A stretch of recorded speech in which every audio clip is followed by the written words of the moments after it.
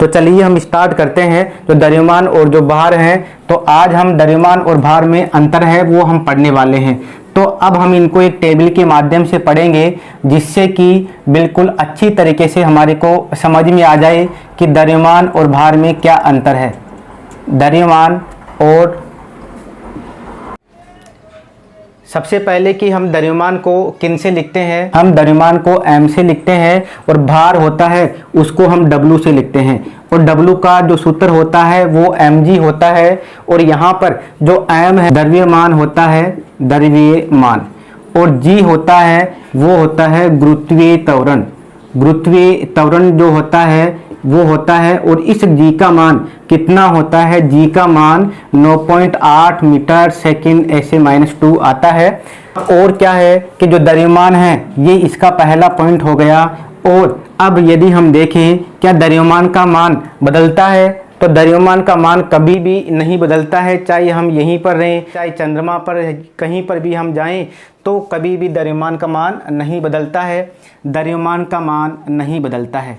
द्रव्यमान कभी भी नहीं बदलता है, कभी भी नहीं बदलता है। द्रव्यमान कभी भी नहीं बदलता है, ये भी आपको ध्यान में रखना है। अब दूसरा, जो यहाँ पर जो भार है, भार का मान बदलता रहता है। भार का मान बदलता रहता है क्योंकि यहाँ पर किसके कारण बदलता रहता है, जी के मान में परिवर्तन के कारण। जी के मान में परिवर्तन के कारण, यानी जैसे जैसे जी के मान में परिवर्तन आता जाएगा वैसे वैसे उसके भार में भी परिवर्तन आता जाएगा।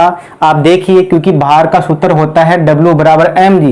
m क्या है, द्रव्यमान, वो तो कभी बदलता नहीं, लेकिन जो g है वो तो बदलता रहेगा क्योंकि ये तो गुरुत्वीय त्वरण है। और इसका जो सूत्र है क्या होता है, g ये हो गया m और ये हो गया r²।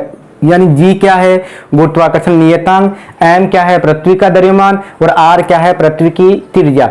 तो इस तरीके से कहीं पर भी यदि हम g का मान निकालते हैं तो वहां पर उनकी त्रिज्या वगैरह कितनी दूरी है वो हम रखते हैं, तो वहां पर क्या आ जाता है, g का मान आ जाता है। तो यहाँ पर इनके मान में यदि किसी तरह का कोई परिवर्तन है तो वहां पर क्या होता है कि इसके मान में परिवर्तन हो जाता है। अब देखिए कहाँ कहाँ पर इसके मान में परिवर्तन आता है।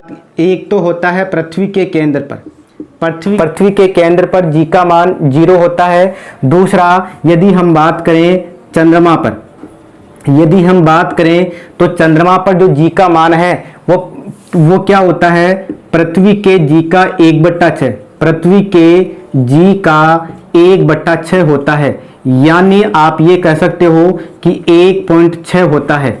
जैसे पृथ्वी पर g का मान 9.8 होता है वैसे ही चंद्रमा पर कितना होता है, 1.6 होता है। या फिर पृथ्वी का जो g है उसका 1/6 होता है।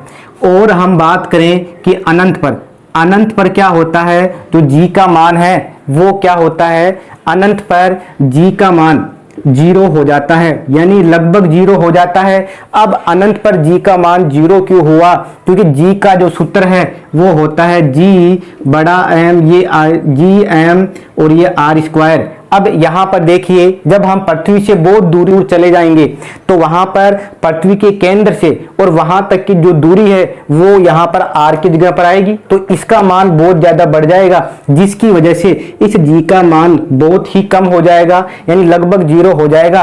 तो इसलिए हम कहते हैं कि यहाँ पर g का मान 0 हो जाएगा।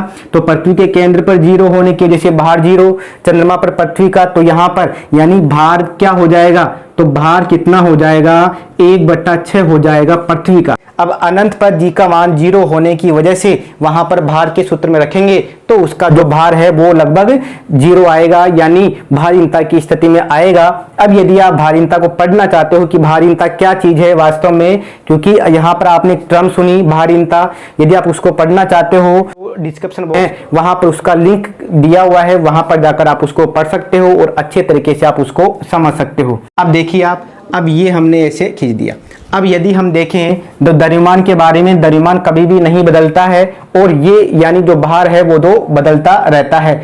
अब देखें कि द्रव्यमान है वो कैसी राशि है, वो एक अदिश राशि है। द्रव्यमान क्या है? द्रव्यमान एक अदिश राशि है, यानी इसमें परिमाण तो होता है लेकिन उसकी दिशा नहीं होती। इसका मतलब क्या है? वो एक अदिश राशि है। अब यहाँ पर जो भार है, भार क्या है? एक सदिश राशि है। भार क्या है? एक सदिश राशि है। अब भार एक सदिश राशि क्यों है? क्योंकि भार वास्तव में क्या है? भार वास्तव में हम पृथ्वी पर जो बल लगा रहे हैं उसका मान है, और बल तो क्या होता है? एक सदिश राशि होती है। इसलिए जो भार है वो भी एक सदिश राशि होती है, क्योंकि इसका परिमाण भी होता है और इसकी दिशा भी होती है, यानी किस दिशा में बल लग रहा है वो भी रहता है। भाई हम पृथ्वी के ऊपर ऐसे बल लगा रहे हैं तो पृथ्वी हमारे ऊपर ऐसे ऊपर की तरफ बल लगा रही है। तो यह आपको थोड़ा ध्यान में रखना है कि भार एक सदिश राशि है। अब हम देखते हैं कि जो द्रव्यमान है उसकी क्या क्या इकाई है। तो द्रव्यमान की जो इकाई है वो क्या है? यानी द्रव्यमान की इकाई की यदि हम बात करें, द्रव्यमान की 3 इकाइयां हैं, एसआई के अनुसार, सीजीएस के अनुसार, एसआई की यानी अंतरराष्ट्रीय मानक के अनुसार, और दूसरा सीजीएस के अनुसार, और तीसरा एफपीएस के अनुसार। 3 इकाइयां हैं, तो हम तीनों इकाइयों को देखते हैं। एसआई के अनुसार जो इसकी इकाई है वो क्या होती है? किलोग्राम। एसआई के अनुसार द्रव्यमान की इकाई है किलोग्राम, और सीजीएस के अनुसार जो द्रव्यमान की जो इकाई है वो होती है ग्राम, और जो एफपीएस के अनुसार जो द्रव्यमान की इकाई है वो क्या है? वो है यहाँ पर है पाउंड, या आप पौंड कह सकते हो, पाउंड भी आप कह सकते हो, पौंड या ये भी आप कह सकते हो। तो ये आपको ध्यान में रखना है, पाउंड या पौंड। अब यहाँ पर जो भार है, भार की क्या क्या इकाई होती है उसको भी हम समझ लेते हैं। वास्तव में यानी बल की क्या क्या इकाई होती है तो हम देख लेते हैं। बल की जो इकाई है, बल की जो इकाइयां हैं, तो वहां पर एसआई के अनुसार जो उसकी जो इकाई है वो होती है न्यूटन। क्या होती है? न्यूटन होती है एसआई के अनुसार, या फिर इसको हम यहाँ पर किलोग्राम मीटर सेकंड स्क्वायर भी हम कह सकते हैं। दूसरा, सीजीएस के अनुसार क्या इकाई होती है? सीजीएस के अनुसार इसकी जो इकाई होती है वो होती है डाइन होती है, और इसकी जगह पर यहाँ पर हम क्या लिख सकते हैं? ग्राम, सेंटीमीटर और सेकंड स्क्वायर, ये भी इसकी इकाई होती है। और यहाँ पर इसकी क्या इकाई होती है? यानी एफपीएस के अनुसार, एफपीएस के अनुसार क्या इकाई होती है? एफपीएस के अनुसार इसकी जो इकाई होती है वो होती है यहाँ पर क्या होती है? पाउंड। उसके बाद में यहाँ पर आ जाएगा फुट, और फिर आ जाएगा यहाँ पर सेकंड स्क्वायर, या तो आप ये लिख लीजिए, या फिर जो हम बोलते हैं पाउंडल, वास्तव में क्या होती है?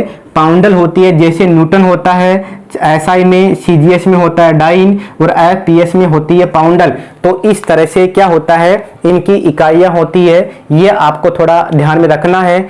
जब पृथ्वी के केंद्र पर जी का मान 0 आता है तो वहां पर कौन सी स्थिति आती है? वहां पर भारहीनता की स्थिति आती है।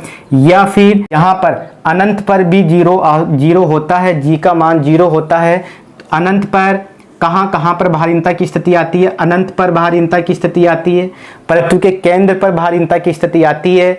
और या फिर हम ये बोल सकते हैं कि कृत्रिम उपग्रह पर भी भारहीनता की स्थिति आती है। कृत्रिम उपग्रह पर भी किसकी स्थिति आती है? वहां पर भी भारहीनता की स्थिति आती है, क्योंकि वहां पर जी का मान क्या होता है? लगभग 0 होता है, जिसकी वजह से वहां पर भारहीनता की स्थिति आती है।